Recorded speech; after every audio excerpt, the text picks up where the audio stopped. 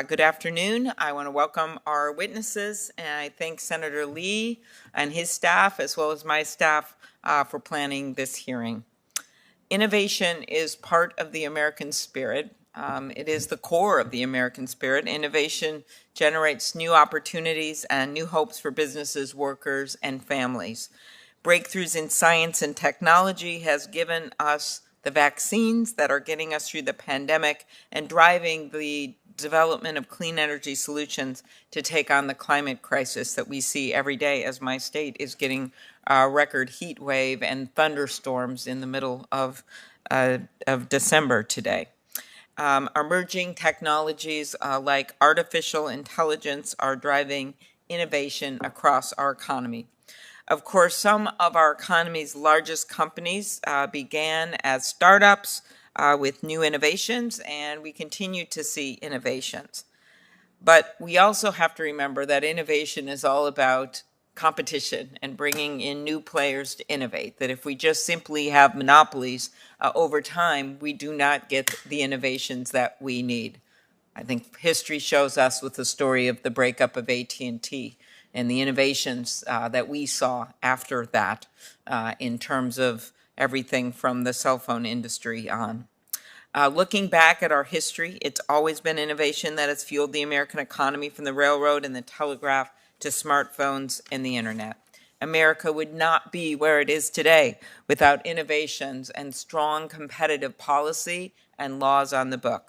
But the innovation that is vital to our American economy cannot thrive without open competitive markets, because it's competition that pressures manufacturers to invest in research and development, to constantly innovate, to improve their products and introduce new products to compete. It's competition that provides opportunities for entrepreneurs to develop new ideas and start new businesses, and for young people to dream about new possibilities.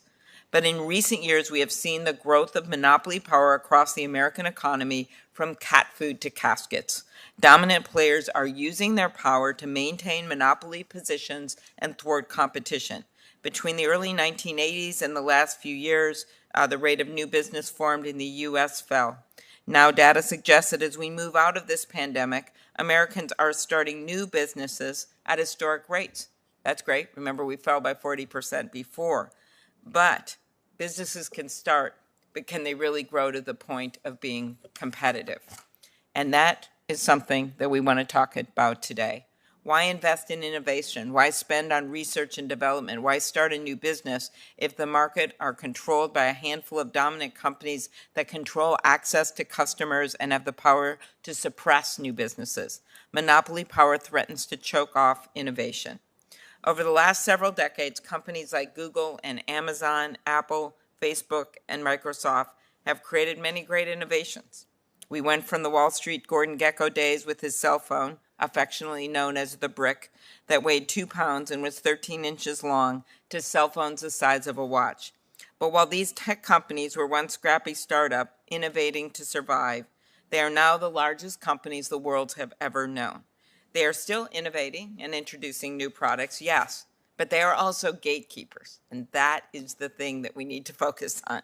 Gatekeepers that use their powers to stifle competition and innovation by their competitors and the businesses that have no choice but to use their services. We don't want to stop them from innovating. We don't want to destroy them. We just want to stop them from stopping others from catching on and innovating. Just yesterday, the Competition and Markets Authority in the UK issued a report highlighting that Apple and Google's control over app stores can limit innovation and choice and lead to higher prices, none of which is good for users. Small businesses develop new and innovative products for American consumers, and many of them advertise on the gatekeepers, Facebook, Google, Amazon. But can they sustain this incentive to innovate when Amazon or Apple knocks off their products and puts their own copycat products first in search results? Developers across the country are creating useful new apps for consumers, but they are sometimes slow to reach users because Apple takes weeks or months to review them before putting them up on the app stores. And if they want to reach iPhone customers, they have no choice because there's no other way into the market. Once upon a time, disruption was a good thing in tech. New companies on the block were proud of breaking into markets and changing the status quo, adopting company mottos like move fast and break things. Now, disruption is what they seem to fear. Before Facebook bought Instagram, Mark Zuckerberg wrote in an email that if Instagram were to, quote, grow to a large scale, quote, they would be very disruptive to us. We will never know if an independent Instagram would have found solutions to the massive privacy and content and children's problems we are seeing today. Why? Because Facebook bought it. And our laws are not equipped to address this kind of conduct. Current law allows judges to consider harms to innovation in antitrust cases, but they rarely do. That's because judges often demand an impossibly high standard of proof, which can be hard to show when you are talking about how innovation in the future might be harmed. We need solutions to these problems. The Competition and Antitrust Law Enforcement Reform Act would update the legal standard to prohibit harmful mergers across the economy, shifting the burden to dominant companies to prove that their acquisitions don't threaten competition. This doesn't mean they're not going to purchase other companies. They are. It just makes them have to prove that they don't hurt competition. To address the issues in the digital economy, I joined Senator Blumenthal and Senator Blackburn to introduce a bill that will open up the twin app store monopolies that Apple and Google operate. That's the Open App Markets Act. I'm also proud of the bipartisan legislation that Senator Grassley and I have introduced to prevent dominant digital platforms from engaging in behavior that harms competition by favoring their own products or services just because they own them. We have authors from across the political spectrum on that bill. Someone referred to it as the Ocean's 11 of sponsors. American businesses and consumers need a renewed and strengthened antitrust movement.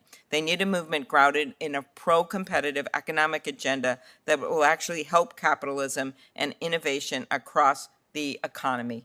We must act now to protect American innovation and promote competitiveness in tech, in healthcare, and indeed in all sectors of the economy. I'll now turn it over to Ranking Member Senator Lee, and I note that our chair is here. We're grateful he's here, Senator Durbin, and if you would like to say a few words as well when Senator Lee is finished.